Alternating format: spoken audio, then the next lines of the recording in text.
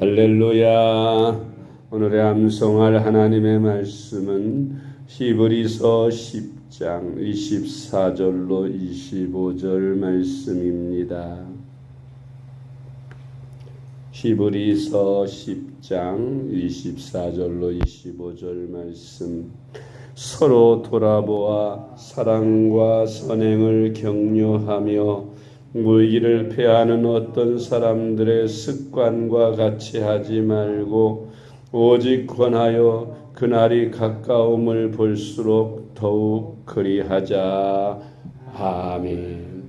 할렐루야. 잘 되고 있습니다. 아멘. 오늘은 신앙생활의 기초인 성도의 교제에 관하여 말씀을 묵상합니다. 성도의 교제란 구원받은 성도들이 주 안에서 서로 지체가 되어 섬김으로 온전한 그리스도의 몸이 되게 하는 것입니다. 성도의 교제의 모범은 초대 교회입니다. 첫째로 주 안에서 한 몸을 이룬 그리스도인들은 각 지체로서 서로 사랑하고 섬기고 세워줌으로써 온전한 그리스도의 몸이 되는 것입니다. 아멘. 로마서 12장 4절로 8절 말씀. 우리가 한 몸에 많은 지체를 가졌으나 모든 지체가 같은 기능을 가진 것이 아니니 이와 같이 우리 많은 사람이 그리스도 안에서 한 몸이 되어 서로 지체가 되었느니라. 우리에게 주신 은혜대로 받은 은사가 각각 다르니 혹 예언이면 믿음의 분수대로, 혹 섬기는 일이면 섬기는 일로, 혹 가르치는 자면 가르치는 일로, 혹 위로하는 자면 위로하는 일로, 구제하는 자는 성실함으로, 다스리는 자는 부지런함으로, 긍휼을 베푸는 자는 즐거움으로 할 것이니라. 아멘. 우리 교회는 성도들의 모임입니다. 성도들의 모임인 그리스도의 몸된 교회의 각 지체가 우리 성도들입니다.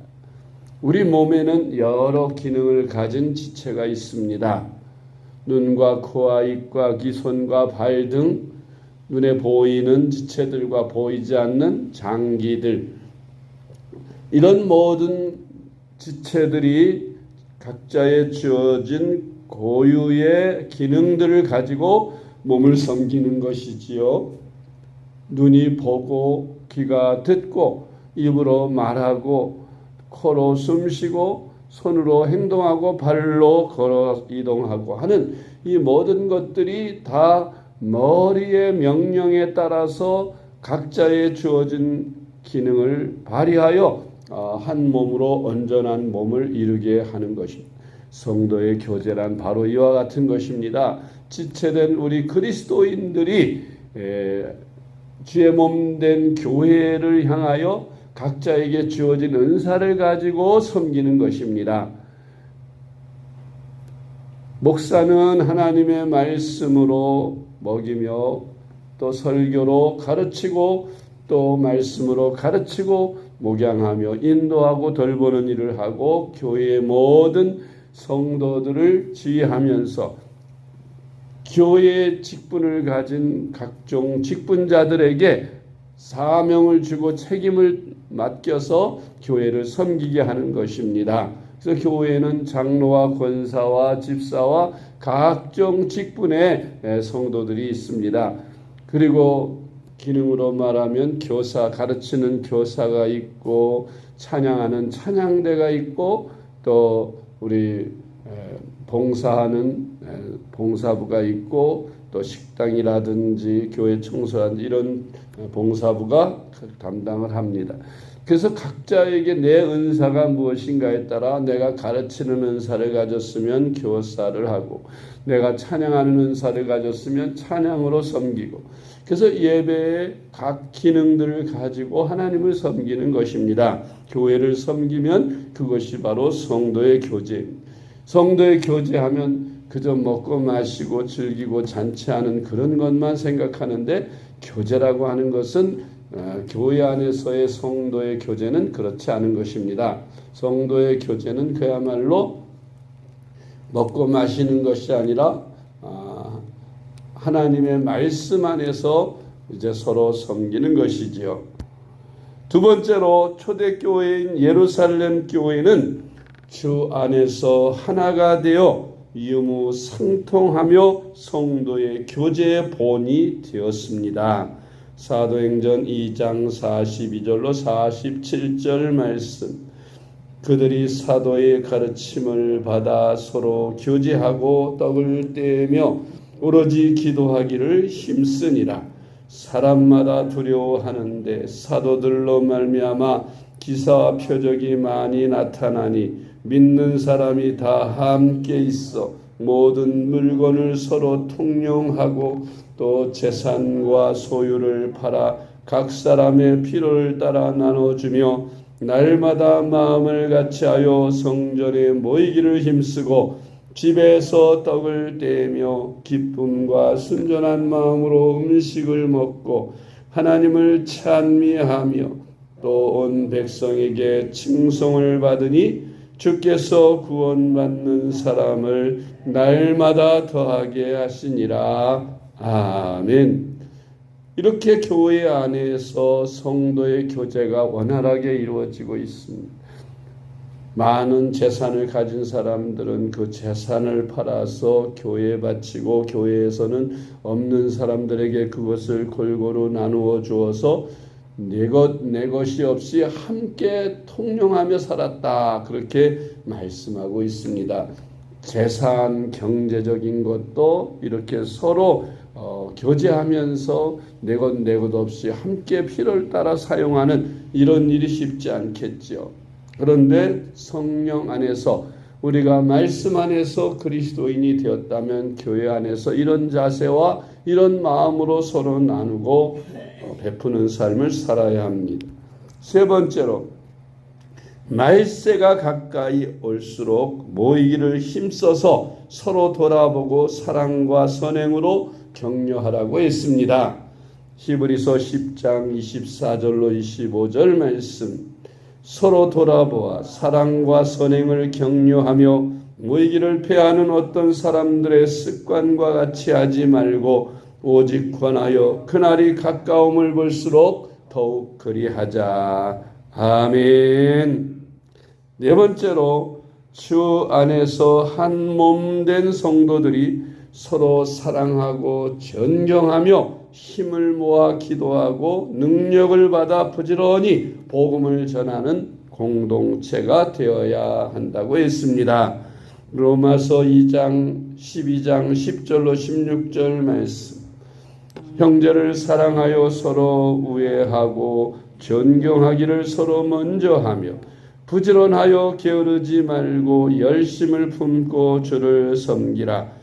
소망 중에 즐거워하며 환난 중에 참으며 기도에 항상 힘쓰며 성도들의 쓸 것을 공급하며 손 대접하기를 힘쓰라. 너희를 박해하는 자를 축복하라. 축복하고 저주하지 말라.